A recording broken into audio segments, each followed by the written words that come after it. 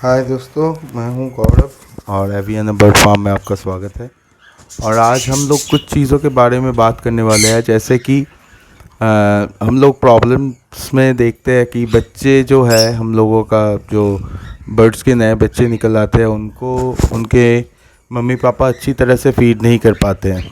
तो इसमें क्या होता है कि एक्चुअल में उन लोगों का प्रॉब्लम जितना ज़्यादा है उससे ज़्यादा प्रॉब्लम हम लोगों का रहता है, क्योंकि यहाँ पे हम लोग आप देखोगे तो हम लोग उसको क्या करते हैं कि उनको खाना जो प्रोवाइड करते हैं वो ज़्यादातर सॉफ्ट फूड तो होता नहीं है, और ऊपर से ये है कि हम लोग उन लोगों को बहुत कम खाना प्रोवाइड कर देते हैं।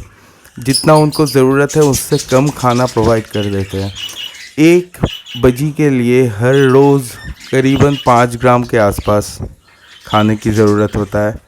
इसके बाद दूसरा चीज़ ये होता है कि उसको बच्चे को अगर फीड करवाना है तो कम से कम मतलब 5 ग्राम एक टाइम का मैं बोल रहा हूँ, तो मिला के 10 ग्राम होता है सुबह और शाम का मिला के। तो आपको क्या करना है कि बजीज़ का जो भी खाना आप दे रहे हो तो उस हिसाब से आपके पास कितना बजीज़ होंगे। अगर 50 बजीज़ हुए तो 500 ग्राम्स सॉफ्ट फूड आपको देना ही है। और साथ में अगर बच्चे भी रहे तो कितने बच्चे हैं उसको देख लो, हर एक बच्चे के हिसाब से 2.5 ग्राम करके हिसाब से आप सॉफ्ट फूड भिंगा सकते हो, ठीक है।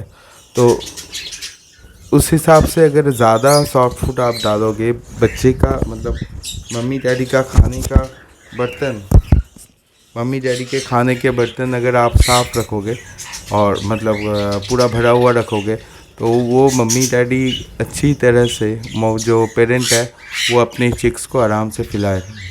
ओके, तो आप यहाँ पे देख सकते हैं कि मेरे पास यहाँ पे एक बर्ड के रूम पे मतलब एक बॉक्स के अंदर यहाँ पे करीबन 2 बच्चे हैं और 2 पेरेंट हैं।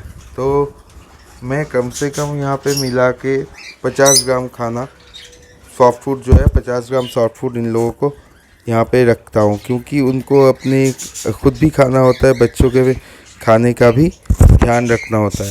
बच्चे का पोटा वो करीबन वो बच्चे को करीबन दिन में 3 से 4 बार तो खिलाता ही है। तो इस बात को भी आपको ध्यान में रखना है कि बच्चे के खाने में बच्चे का खाना किसी भी तरह से कम ना हो, ठीक है। तो ये प्रॉब्लम आराम से सॉल्व हो जाती है अगर मम्मी डैडी का खाना सही रहे, अमाउंट सही रहे, तो बच्चे को भी वो अच्छी तरह से फीड करवा देंगे।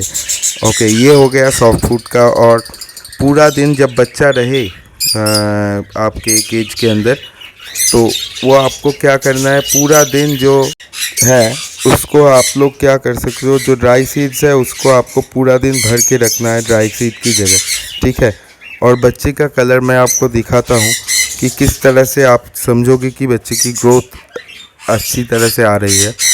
पे आप देख सकते हो कि एक फिशर का बच्चा हुआ फिशर का एक बच्चा है, फिशर नहीं सॉरी, ये जो है एक लुटिनो का बच्चा है, लुटिनो पीच फेस का। तो इसमें आप देख सकते हो कि इसका ये निकला हुआ है रूम से करीबन हो गया अभी 2 हफ्ते। तो ये क्या कर मम्मी डैडी अभी भी खिला रही है। अभी इस टाइम पे बच्चे को कभी भी सेपरेट करना ठीक नहीं है, ठीक है। आप बच्चे को टोटली सेपरेट कर दो जब वो सेल्फ हो जाए। सेल्फ होने के लिए और भी 1-1.5 महीने का टाइम आपको इसको देना पड़ेगा, ठीक है।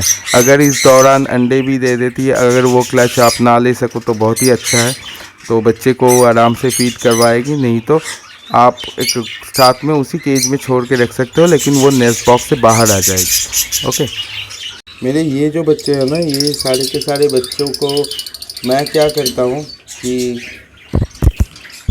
वो पहले से एक खाली नेस्ट बॉक्स में डाल के रखता हूँ ताकि उन लोगों को ज़्यादा सर्दी या गर्मी ना लगे।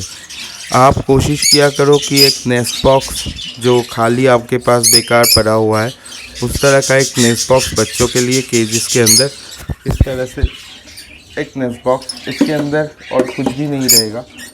आप देख सकते हो ये खाली है बिल्कुल, तो और कुछ भी नहीं रहेगा इसके अंदर। वो जाके आराम से सुकून से बैठ भी सकेंगे। और बारिश या फिर सर्दी का मौसम हो तो भी। ये बच्चे भी कुछ ही दिन पहले निकल आए हैं, ये बच्चे करीबन हो गए हैं, करीब 2 महीना हो चुका है इन लोगों का। तो ये बच्चे भी मैं आपको दिखा रहा हूँ जो, तो इसमें भी ये लोग क्या करते हैं, अभी भी नेस्ट बॉक्स में जाके ही बैठते हैं। और मैं इनको ग्रोथ के लिए नेस्ट बॉक्स और सॉफ्ट फूड तो है ही, और साथ में ये चीज़ भी मैं ध्यान में रखता हूँ कि जब भी ये बच्चे बरसात का मौसम हो या फिर सर्दियों का मौसम हो, नेस्ट बॉक्स बर्ड्स के लिए अवेलेबल होना चाहिए। ठीक है, तो फिर उनको सर्दी गर्मी का प्रॉब्लम नहीं होता ज़्यादा, और ठंड लगने की ज़्यादा प्रॉब्लम नहीं होता, और वो सेफ़ और सिक्योर महसूस करते हैं।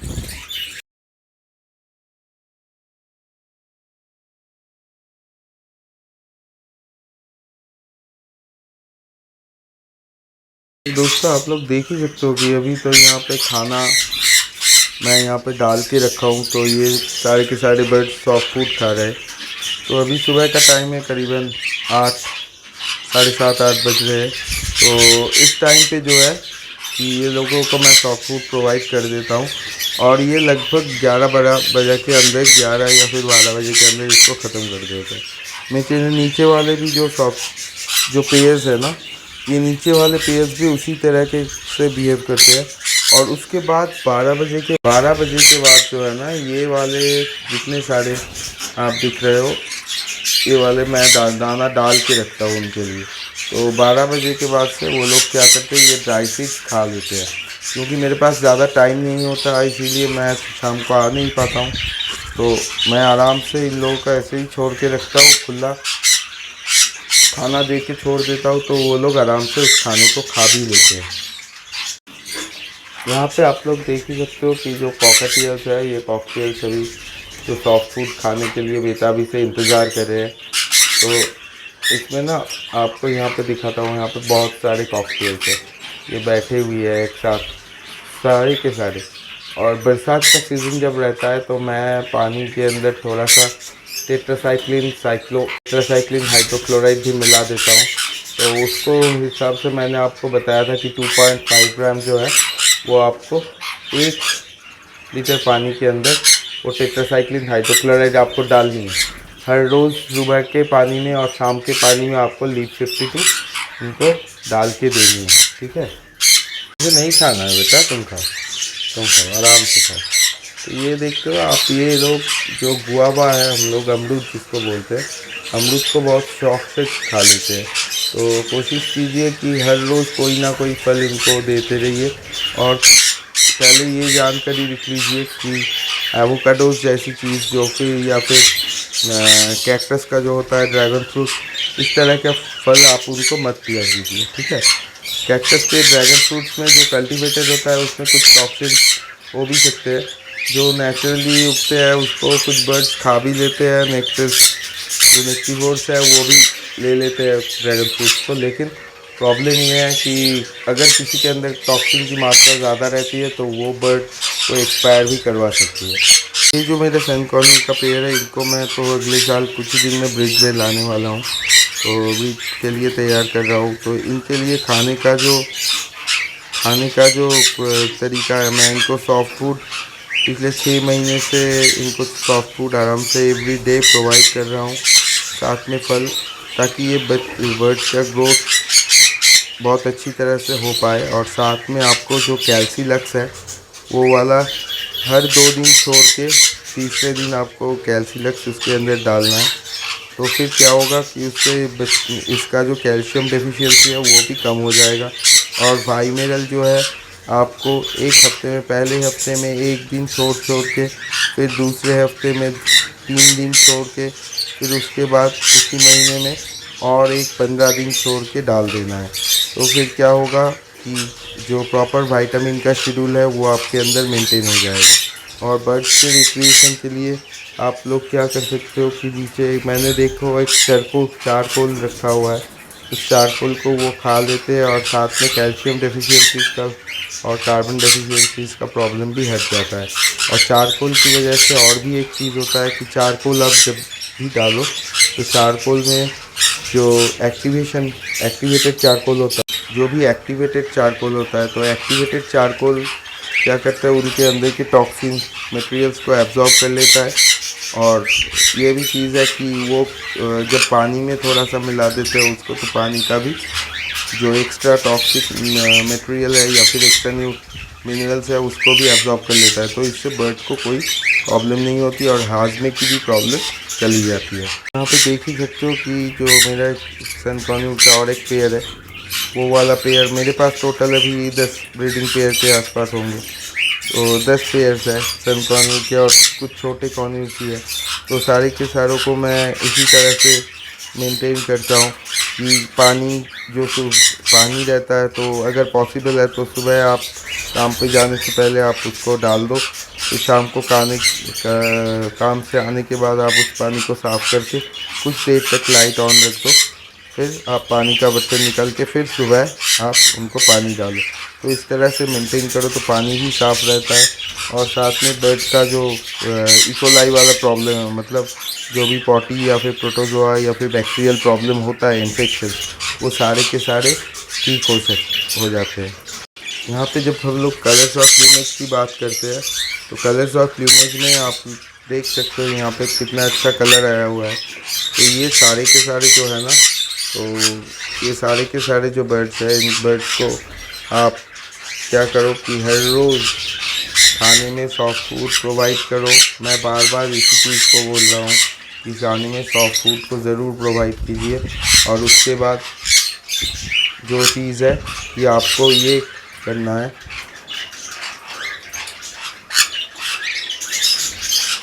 जो सॉफ्ट फूड है साथ के साथ मिनरल्स एडिटिव भी आपको इनके लिए डालना है, ठीक है। तो इन चीज़ों का ध्यान रखो, आपका बर्ड ज़रूर ब्रीड पे आएगा।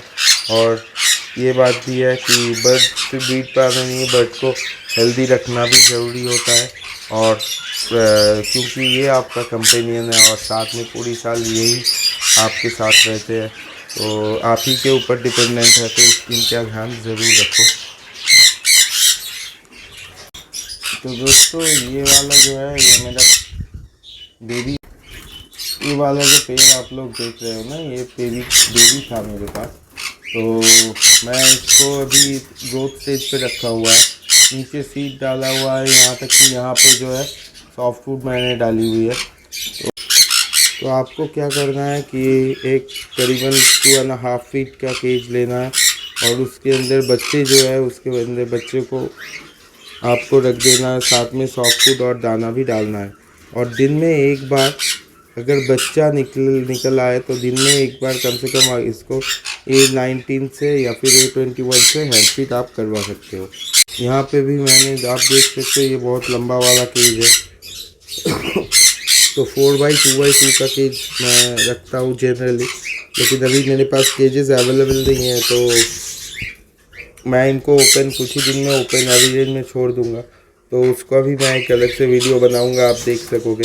तो इसमें क्या होता है कि जितने सारे बर्ड्स हैं ना, कम से कम ये देखा कीजिए कि बर्ड का जो फ्लाई करने की क्षमता है, मतलब वो ख़त्म ना हो जाए। आप बर्ड को फ्लाई करने के लिए आराम से कोई भी बड़े वाले केज में छोड़ सकते हैं।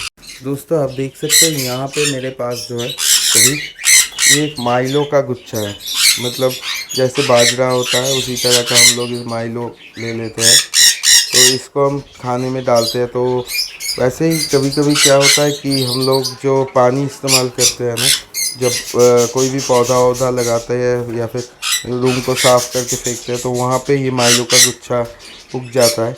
तो इनको आप काट के बर्ड के खाने में आराम से दे सकते हो, क्योंकि ये पहला वाला जब सूखता नहीं है, कच्चा रहता है, तो बर्ड इसको आराम से खा भी सकते हैं। इससे बर्ड का ग्रोथ बहुत अच्छा रहता है और कार्बोहाइड्रेट कंटेंट ज़्यादा रहने की वजह से बर्ड को गर्मी भी ज़्यादा महसूस होती है, ठीक है। अभी तो मोल्टिंग सीज़न चल रहा है, मोल्टिंग सीज़न की वजह से ना ये सारे के सारे इन लोगों के पंख अभी थोड़े से डल फेदर्स आएंगे, तो ठीक है, डल फेदर्स का कोई इशू नहीं है। लेकिन मोल्टिंग सीज़न में कैल्शियम सप्लीमेंट कैल्शिलक्स या फिर डच कैल गोल्ड या फिर आप कोई भी कैल्शियम सप्लीमेंट यूज़ कर रहे हो, उसको आप ज़रूर इस्तेमाल कीजिए एवरी डे खाने में। और साथ में कोशिश कीजिए जो ग्रीट आप लोग देते हो ना बर्ड के लिए, हमेशा ग्रीट अवेलेबल रखो। उसमें इस तरह का कैल्शियम और अंडे के छिलके का चूड़ा, जो अंडे के छिलके का चूड़ा होता है, उसको भी आप यहाँ पे मिक्स कर दो, ठीक है। तो फिर ये क्या हो जाएगा कि बर्ड के कैल्शियम डिफिशियंसी उसको पूरा कर देगा। यहाँ पे मैंने एक जावा का बड़ा वाला कॉलोनी भी बनाया था। ये वाला कॉलोनी आप पहले भी देख चुके हो। तो यहाँ पे अभी मैंने उन लोगों का ब्रीडिंग टाइम है तो मटका भी लगा दिया है। तो मटका लगाने के बाद आप लोग करीबन 15 से 20 दिन वेट करोगे तो वो अपने आप क्या करेगा, उसके अंदर अंडे ले करना चालू कर देगा। ठीक है, मेरा पाइनएप्पल का एक पेड़, और अभी मैं आपको नीचे से दिखा रहा हूँ एक बर्ड के कलर्स देखिए। बर्ड के कलर्स ये है, जो कलर्स निकल के आते हैं ना तो मन खुश हो जाता है। ये सारे के सारे कलर्स इतने अच्छे आते हैं क्योंकि इन लोगों का एवरीडे सॉफ्ट फूड रहता है। आपको इस चीज़ को ध्यान में रखना है कि बर्ड जो है उसका फूड एंड न्यूट्रिशन आपके ऊपर डिपेंडेंट है। तो टोटली तो उस हिसाब से आप अगर बर्ड को आराम से किसी भी तरह से अच्छी तरह क्वालिटी का खाना दोगे तो बर्ड का ग्रोथ भी अच्छा ही आएगा। यहाँ पे आप देख सकते हो एक पाइनएप्पल और ग्रीन चीक कॉर्न भी है। इन लोगों का कलर भी बहुत ही अच्छा आ रहा है। यही वही सॉफ्ट फूड है। सॉफ्ट फूड का मैं फिर से बता देता हूँ, फिर हर एक वीडियो में मैं बताते रहता हूँ कि आपको गंदम भिगो के देना है, मतलब व्हीट भिगो के देना है, साथ में चना, माइलो, बाजरा, चावल, ये सारी की सारी चीज़ें आपको मिला लेना है। मिलाने के बाद इसको 24 घंटे के लिए सोख करके अच्छी तरह से धो के फिर बर्ड को देना पड़ता है। तो बर्ड का जो कलर रहता है वो कलर बहुत सही रहता है और उनका ग्रोथ और ब्रीडिंग हैबिट भी बहुत अच्छा रहता है। एक चीज़ ये आपको ध्यान में रखना है दोस्तों कि जो भी बर्ड है आपके पास, बर्ड का कलर तभी निकलेगा जब बर्ड अंदर से हेल्दी रहेगा और स्ट्रेस फ्री रहेगा। तो बर्ड के लिए किसी तरह का इस तरह का जो रिंग्स है या फिर खेलने की चीज़ें या फिर थोड़ा इधर उधर घूमने के लिए स्पेस आपको देना बहुत ही ज़रूरी है। ठीक है, आप कोई भी बर्ड हेल्दी है उसको हम लोग पता कर देते हैं इस तरह से। एक्चुअल में ना बहुत सारे लोग बहुत सारे वीडियोस बनाते हैं कि इससे इतना सारा क्लच पाओ बच्चा मिल जाएगा आपको। मतलब कोई बोल देता है एक कॉकटेल अगर हुआ तो साल में 4 क्लचेस 3 क्लचेस करता है, उसमें 4 बच्चे निकल आते हैं तो आपके पास 12 पेज हो गए, इतना कमा सकते हो। इस तरह की बात नहीं है, आपको बर्ड की केयर भी करनी होती है और साथ में आप किस तरह से केयर करते हो उसके ऊपर टोटली डिपेंडेंट। आप अगर ये सोचो कि जितना आप केयर कर रहे हो वो बहुत सफिशिएंट है, वो नहीं है। और बर्ड के रूम पे आपको पूरा खाना दाना पानी देने के बाद भी बर्ड के रूम पे सनलाइट या फिर धूप वगैरह नहीं आते तो आपको पता चल जाएगा कि क्योंकि बर्ड्स के प्लूमेज ख़राब हो जाते हैं उससे, और साथ में बैक्टीरियल और फंगल इन्फेक्शंस भी आते हैं। तो कोशिश कीजिए जहाँ पे भी आप बर्ड्स रख रहे हो ना, तो उस बर्ड का जहाँ पे भी आप बर्ड रख रहे हो बर्ड को धूप हमेशा मिलनी चाहिए। जैसे कि मैं आपको दिखाता हूँ, सारे के सारे केजेस में जाके जो साइड के केजेस है वो लाइट्स की तरफ ज़्यादा अट्रैक्ट होके जाते हैं क्योंकि उनको गर्मी का भाप ना, मतलब गर्मी का भाप भी आ जाता है, साथ में सनलाइट का भी। और सनलाइट जितना अच्छा आएगा उतना ही आपके बर्ड का भी ग्रोथ होगा।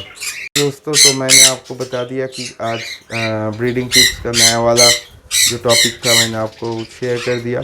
तो इसमें हम लोग बच्चे के लिए मतलब बर्ड्स के लिए किस तरह से खाना रख सकते हैं, मदर पेयर्स के लिए किस तरह से खाना रखें, और साथ में जो बर्ड का जो ग्रोथ है प्लूमेज है उसके लिए क्या क्या करना चाहिए, और बर्ड का रूम कैसा होना चाहिए। आप तो देख ही सकते हो कि मेरे पीछे से खिड़कियाँ ही है, हर जगह पे खुला हुआ है, हवा चल रही है मस्त। तो इसमें क्या होता है कि बर्ड का जो ग्रोथ की जो पोटेंशियलिटी होती है ना, जो ग्रोथ होता है वो बहुत ही अच्छी तरह से होता है। मैं सिर्फ बहुत सारे लोग कहते हैं कि तुम इतने जल्दी ब्रीड कैसे ले लेते हो, क्योंकि मेरे पास 2-3 महीना रहता है तो कोई भी बर्ड जो है पट्टों से तैयार होके आती है तो वो वाले बर्ड्स ब्रीड पे आ जाते हैं। तो आपको ये भी चीज़ें ध्यान में रखनी है, ठीक है। तो इन चीज़ों के ध्यान में रखिए और वीडियो को लाइक और सब्सक्राइब कर दीजिए, शेयर कीजिए जितना ज़्यादा हो सके। ऐसे ही इंफॉर्मेटिव वीडियो और प्रॉब्लम के सॉल्यूशन के साथ मैं आता रहूँगा। तो हैवी बर्ड फार्म में और बर्ड मैन चैनल को सब्सक्राइब करना ज़रूर तो जो एवियन बर्ड फार्म है इसमें हम आपका स्वागत ही है। और मेरे चैनल को मैं यहाँ पे डिस्क्रिप्शन बॉक्स में सब कुछ डाल दूँगा, आप देखते रहो। तो मेरे चैनल को सब्सक्राइब भी कर दीजिए और लाइक भी कर दीजिए। Thank you.